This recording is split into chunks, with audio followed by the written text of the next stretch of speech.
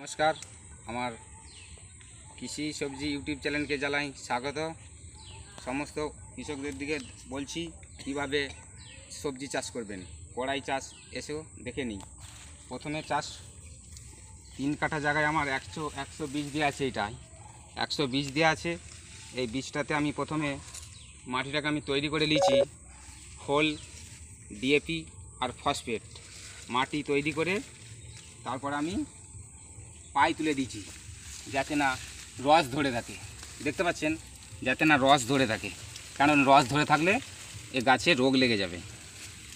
দেখতে পাচ্ছেন, পাই টেনে তারপরে আমি চারাটা বসাই, বীজ বসিয়ে তারপরে 1 সপ্তাহ পর যখন গাছটা দাঁড়িয়ে যায় হালকা করে আমি মাটি দিই। মাটি দেওয়ার পরে যাতে না রস ধরে থাকে, মাটি দেওয়ার পরে তারপরে দিন 15 পর নবরত্ন খোল এনপিকে দিই।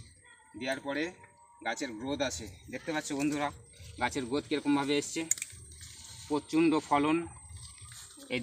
এই ছোটো বটবটি করায় প্রচণ্ড ফলন, গাছের গ্রোথ এবং ফুলের প্রচুর চাপ।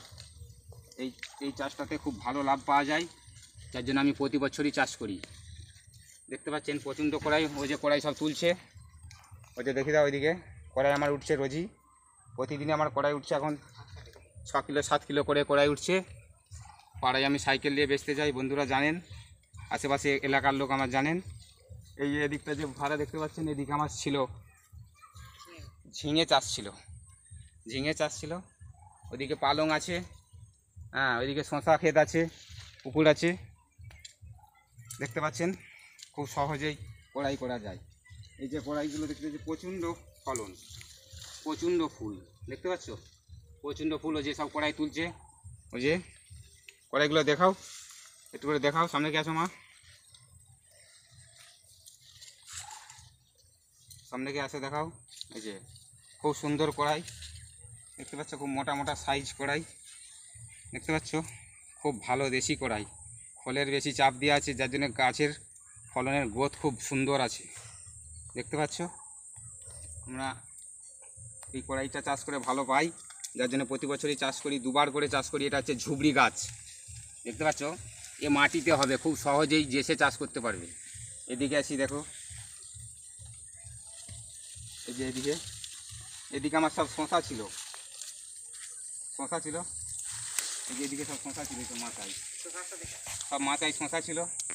শশা গাছটা ওইদিকে ক্ষেত সাজ দিয়ে গেছে, শশা এই উঠে শেষ হয়ে গেছে। আবার আমি নতুন করে সব শশা লাগিয়েছি। আর এদিকটাতে আমি প্রতি বছরই পালং করি, ছাউনিতে পালং। এই যে দেখো বন্ধুরা, পালং চাষ ছাউনিতে মাছ চিক কাঠামো করে খুব সহজেই পালং চাষ করা যায়। দেখো, এই যে একটু দেখাও, এদিকে এই যে সব আমার পালং চাষ। দেখো সব ছোটো ছোটো সব বীজ, হ্যাঁ, এদিকে সব নতুন। কীভাবে বেড করতে হবে, প্রথমে এই বেডটা করতে হবে 4 ফুট বেড করে প্রথমে মাটিটাকে খাবার দিয়ে রেডি করে নিতে হবে। প্রথমে খাবার দিয়ে রেডি করে তারপরে মাটিটাতে এই জলদি চাষ, এইটা এখন চাষ হয়েছে আজকে শ্রাবণ মাসের 25 তারিখ, 30 তারিখ, 28 তারিখ করে এই যে দিয়েছি, বীজটা ফুটে গেছে। এর আগে আমি জলদি করছিলাম, খুব ভালো দাম পেয়েছি, তো আবার আমি নতুন করে পুনরায় ফেলেছি। দেখুন প্রতিটা বেড সব বেরিয়েছে, ওখানে আবার খাবার দিয়ে রেডি হয়েছে, আবার দেবো। পালং এই সবে 2-1 দিন আগে উঠলো ওই দিকটায়। দেখতে পাচ্ছেন, এইভাবে চিকে ছাউনি কাঠামো করে খুব সহজেই পালং চাষ করা যায়। নমস্কার।